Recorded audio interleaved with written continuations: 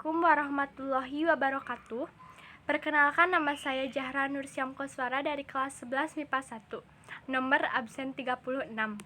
Di sini saya akan menjelaskan materi mengenai macam-macam akad transaksi dalam interaksi sosial. Yang pertama ada akad salam. Akad salam yaitu menjual sesuatu yang disipati dalam tanggungannya dengan ijab dan qabul dan uang panjar di awal, atau pelunasannya di akhir beserta diterimanya barang. Misalnya ijab, saya pesan barang dengan sifat ini seharga 2 juta rupiah kepadamu, maka dijawab atau qabul saya terima. Rukun akad salam, yang pertama penjual dan pembeli, yang kedua ijab qabul, yang ketiga rasul mol atau uang panjar, yang keempat barang yang dipesan. Yang kedua ada akad rohnun atau gadai. Akad rohnun yaitu menjadikan barang sebagai jaminan hutang. Akad gadai tidak bisa dijadikan jaminan pada barang yang dipinjam, sehingga akad gadai ini hanya bisa berlaku pada perhutangan. Misalnya, orang yang menggadaikan barang, maka gadai tidak bisa dibatalkan sampai hutang itu lunas. Syarat akad rohnun, yang pertama ada orang yang balik, yang kedua tidak bodoh, yang ketiga berakal, dan yang keempat atas kemauan sendiri. Yang ketiga ada akad sulhu atau suluh. Akad sulhu yaitu akad yang dengan sebabnya diperoleh perdamaian dan perselisihan. Sulhu terbagi dalam 2 bagian, yaitu yang pertama ada akad sulhu ibro atau pembalasan, yang kedua ada akad sulhu muadwadoh atau ganti. Yang ketiga ada akad hawalah.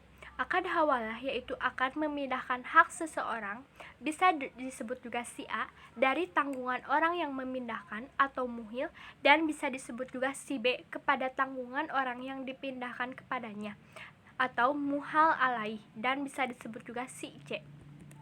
Yang kelima ada akad doloman, yaitu akad kesanggupan menanggung utang orang lain, yang mana akad ini sah jika utang orang lain itu diketahui besarannya. Contohnya, ucapan Umar sebagai domin atau orang yang sanggup menanggung kepada penjual, atau usub untuk Jaid yang sedang membeli barang tersebut. Ucapan Umar, juallah barang ini kepada Jaid seharga 10.000 rupiah dan aku tanggung harganya. Maka bagi penjual atau bisa disebut juga sohibul hak boleh menagih harga tersebut kepada penanggung, bisa disebut juga Umar, atau kepada yang ditanggungannya, atau bisa disebut juga madlu'um anhu yaitu Zaid. Ketika domin yaitu Umar membayar 10.000 rupiah kepada sohibul hak atau penjual yaitu usub, maka Umar boleh menagih 10.000 rupiah tersebut kepada Zaid apabila tanggungan bayaran itu atas izinnya. Yang keenam ada akad wakalah. Menurut bahasa adalah menyerahkan, sedangkan menurut syara adalah menyerahkannya seseorang pada sesuatu yang dapat dikerjakan olehnya, dan sesuatu dapat digantikan pekerjaannya kepada seseorang untuk mengerjakannya ketika yang mewakilkan masih hidup. Yang ketujuh ada akad pinjaman atau arriyah. Arriyah menurut bahasa adalah bolak-balik atau datang setelah pergi berkali-kali.